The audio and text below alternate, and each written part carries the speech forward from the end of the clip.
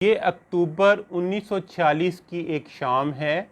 London के एक मारूफ theatre के बाहर एक शोफर ड्राइवन गाड़ी आके रुकती है और उसमें से एक 22 साला हिंदुस्तानी नज़ाद मुसलमान नौजवान उतरता है।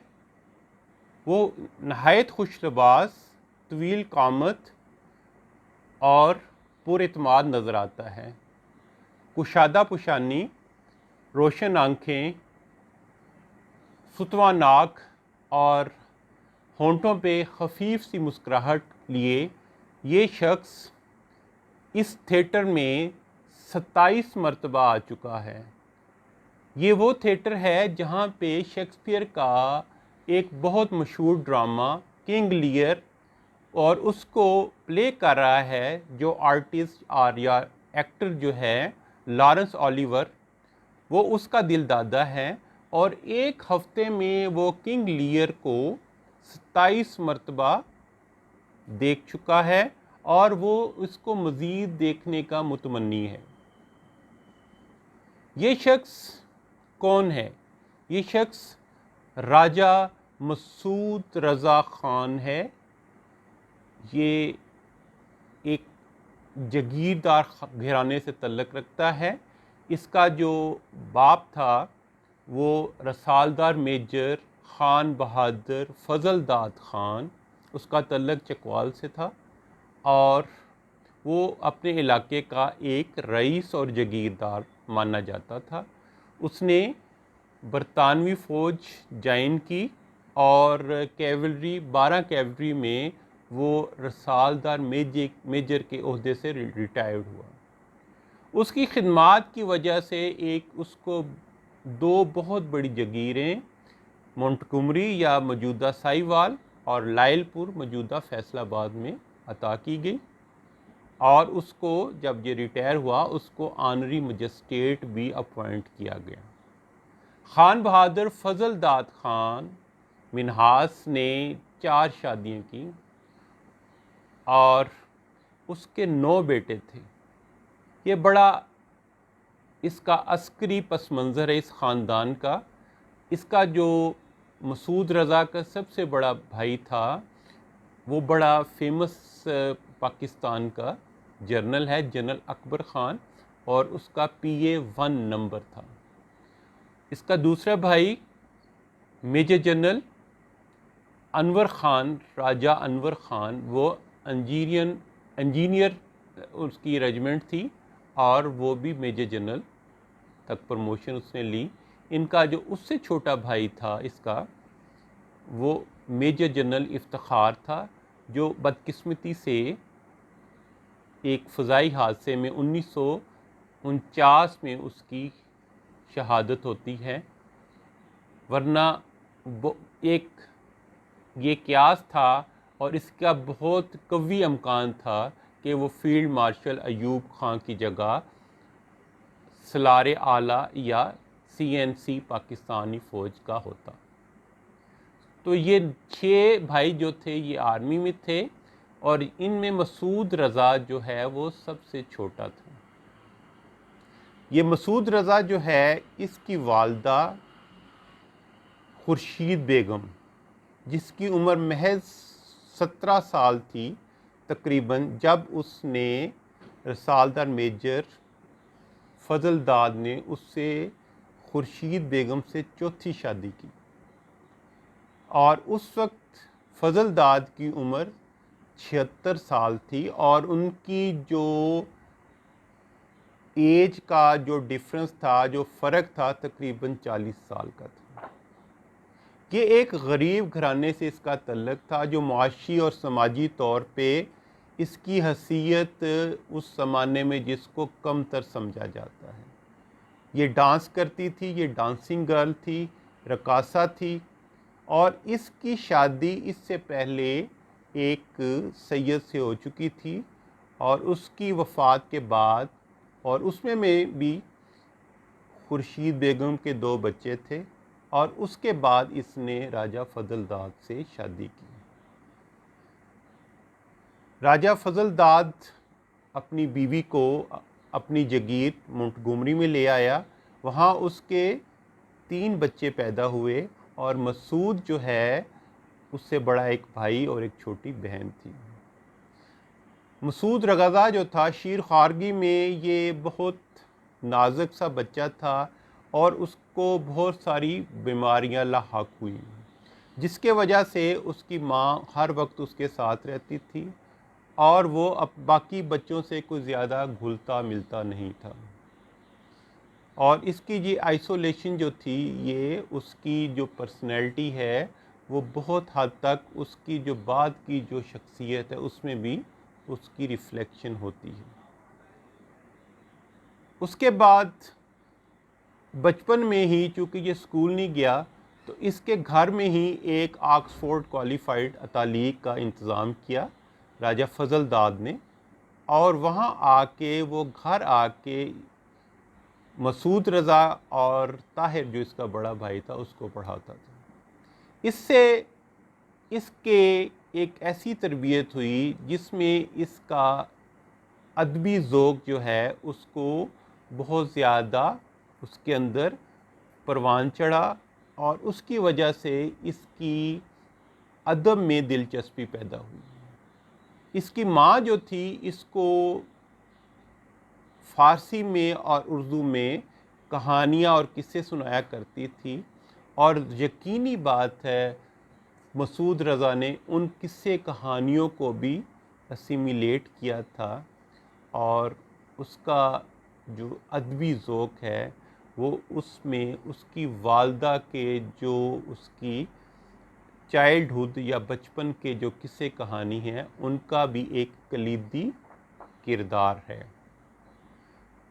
जब 13 साल का होता है तो इसको लाइलपुर या फैसलाबाद भेज दिया जाता है और वहाँ पे ये अपनी हायर एजुकेशन के लिए वहाँ पे रुकता है। वहाँ पे भी उसके फादर की बहुत बड़ी जागीर है। वहाँ पे गवर्नमेंट कॉलेज लाइलपुर में ये ग्रेजुएशन करता है लिटरेचर में, और फिर जो उसके बाद अपनी मास्टर डिग्री लिटरेचर या अंग्रेज़ी अदब में हासिल करने के लिए वो लाहौर का रुख करता है। 1945 में ये मास्टर डिग्री लेता है अपनी लिटरेचर में, और इसका जो थीसिस है या मुकाला है वो जेम्स जॉयस का जो फेमस नावल है अपने ज़माने का और 20वीं सदी का जिसको सबसे बड़ा नावल कहा जाता है यूलिसिस, उस पे है। अभी इसके बाद जब ये अपना MA कर लेता है अपना अदब में, उसी दौरान 1943 में इसके फादर की वफ़ात हो जाती है और इसको शदीद धचका पहुंचता है। उसका फादर अगरचे बहुत सख्त गिर और एक जफाकश इंसान था, लेकिन अपने बेटे के साथ उसकी फ़याज़ी उसकी वफ़ात के बाद पता चली। उसने अपनी जायदाद का बहुत बड़ा हिस्सा मसूद रज़ा के नाम कर दिया। वो खुद कहता है मसूद रज़ा कि शाइनेस, शर्मीलापन, वार्मथ और सेंसिटिविटी, हसासियत जो है ये मेरी वालदा की तरफ से मुझे विरासत में मिली, और जो एक टेरिबल टेम्पर है, ये खौफनाक मिजाज जो है, और एक इम्पीरियस कैपेसिटी फॉर वर्क, एक अनथक उसकी जो लगन के साथ काम करने की जो जुस्तजू है उसको उसने अपने वालिद से विरासत में लिया। और ये अजीब बात है कि जब ये दोनों मुतज़ाद ट्रेड्स, ये बहुत सारे मुतज़ाद ट्रेड्स आपस में इकट्ठे हुए, तो उसके बाद उसकी शख्सियत के अंदर जो डिवाइड आई, जो स्प्लिट आया, जो मुनक़सिम हुई उसकी शख्सियत, और जिसके बाद उसका डिक्लाइन शुरू हुआ, उसका ज़वाल हुआ, तो उसमें शायद ये जो उसकी जो अर्ली जो चाइल्डहुड है और उसकी जो सोशलाइजेशन का प्रोसेस है उसका उसमें बहुत हाथ है।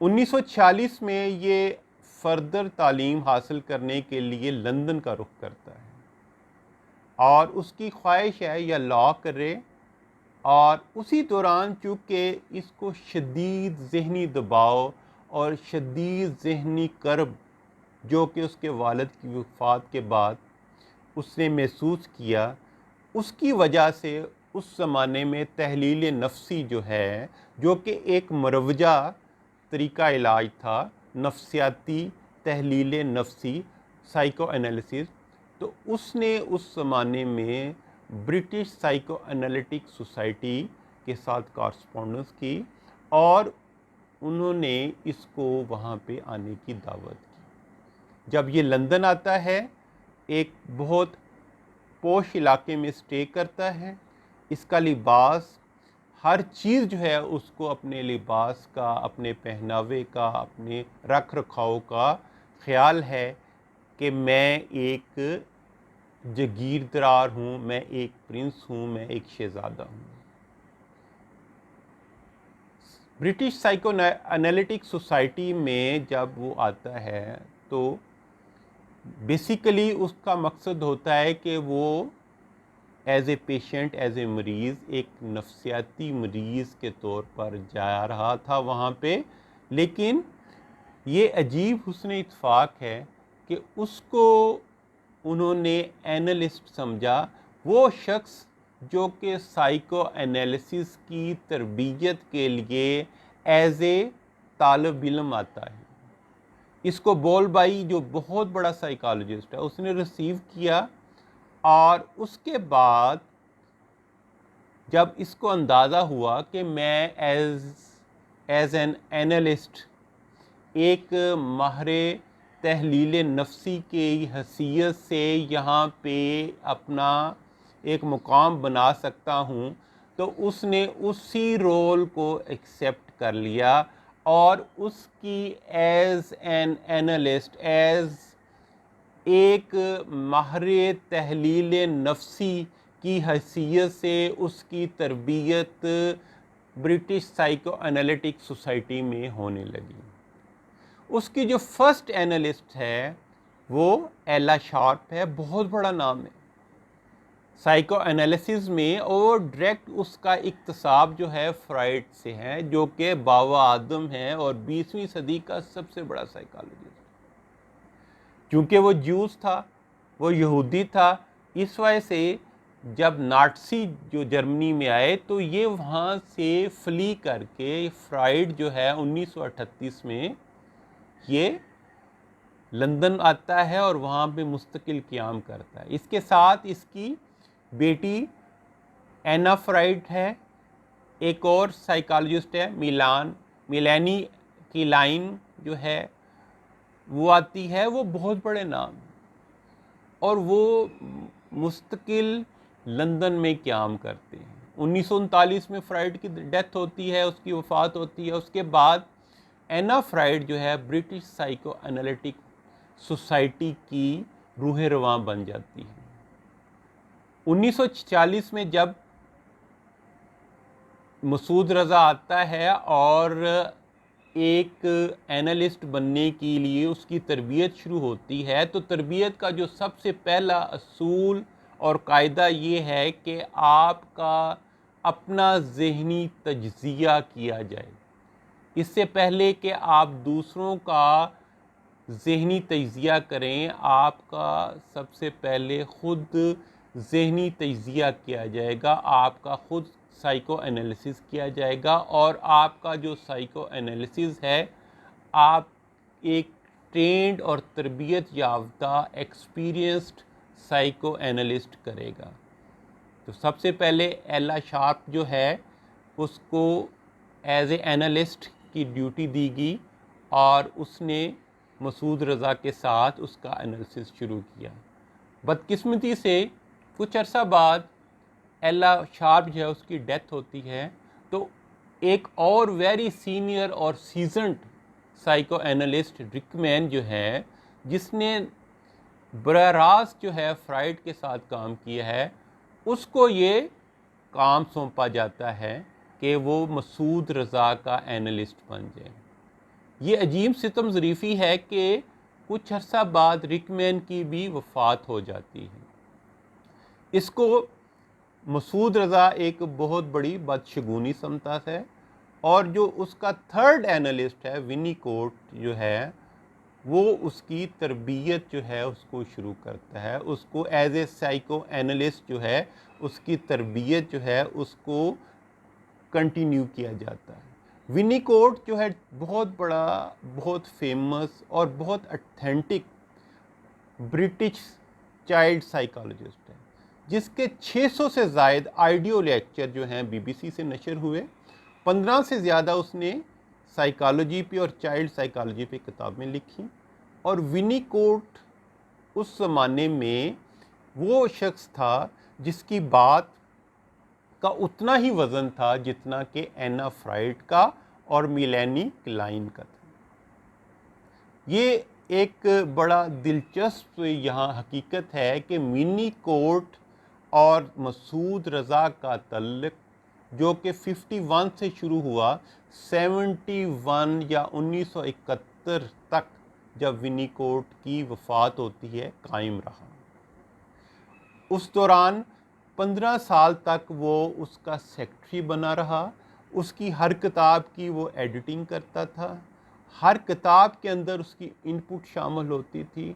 और इसी दौरान 1950 में एना फ्राइड और विनीकोट दोनों ने मसूद रज़ा को एक खुद मुख्तार माहिर तहलील नफ्सी बना दिया।